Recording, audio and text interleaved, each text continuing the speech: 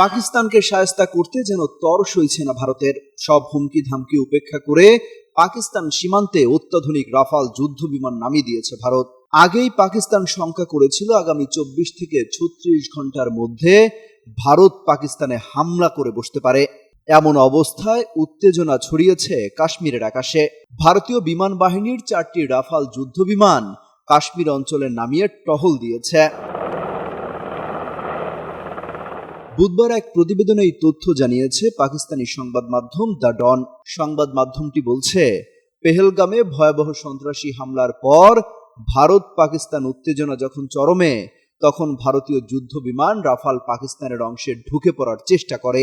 ওয়ালটন আবারও মিলিনিয়ার অফারে ওয়ালটন ফ্রিজ কিনে আপনিও হয়ে যেতে পারেন মিলিয়নিয়ার। মিলিনিয়ার ছড়াছড়ি দেশ জুড়ে, এটা শুধু ওয়ালটনই পারে। এ সময় সাথে সাথে সেই রাফাল যুদ্ধ বিমানকে ধাওয়া দেয় পাকিস্তান বিমান বাহিনী। পাকিস্তানের গণমাধ্যমগুলো বলছে, ভারতীয় বিমান বাহিনীর 4টি রাফাল যুদ্ধ বিমান কাশ্মীরের উপর দিয়ে উড়ছিল, যদিও ওই বিমানগুলো নিয়ন্ত্রণ রেখা অতিক্রম করেনি। তার আগেই পাকিস্তান বিমান বাহিনী তাৎক্ষণিকভাবে ভারতীয় বিমানগুলো শনাক্ত করে। তাদের প্রস্তুত প্রতিরক্ষার কারণে ভারতীয় বিমানগুলো এক পর্যায়ে সেখান থেকে পালিয়ে যেতে বাধ্য হয়।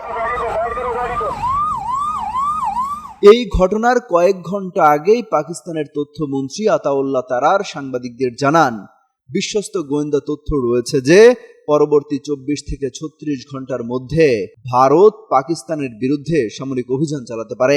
এমন অবস্থায় ভারতের যে কোনো আগ্রাসনের পূর্ণ শক্তি দিয়ে জবাব দেওয়ার কথা জানিয়েছেন পাকিস্তানের প্রধানমন্ত্রী শাহবাজ শরীফ।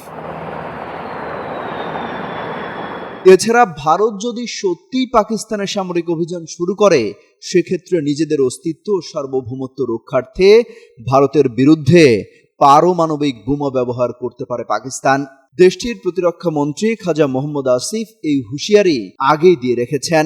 এছাড়া নিরাপত্তা বিশ্লেষকরাও শঙ্কা করছেন, ভারত পাকিস্তান যে কেউই পরমাণু হামলা চালিয়ে বসতে পারে। অমিত হাসান রবিন, যুগান্তর নিউজ।